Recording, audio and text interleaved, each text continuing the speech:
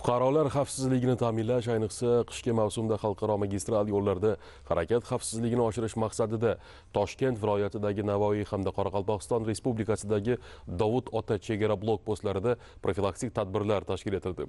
Ushbu reydlar transport nazorati inspeksiyasi hamda yo'l harakati xavfsizligi xizmati xodimlari tomonidan olib borilmoqda.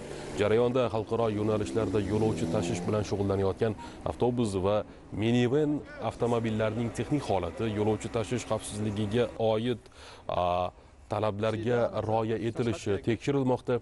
Inspeksiya xodimlari haydovchilar va yo'lovchilarga sovuq ob-havo sharoitida harakatlanishda yo'l harakati qoidalariga rioya etish yuzasidan tushuntirishlar bermoqda.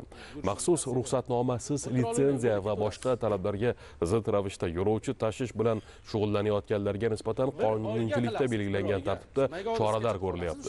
Nazorat va profilaktik tadbirlar davom etmoqda.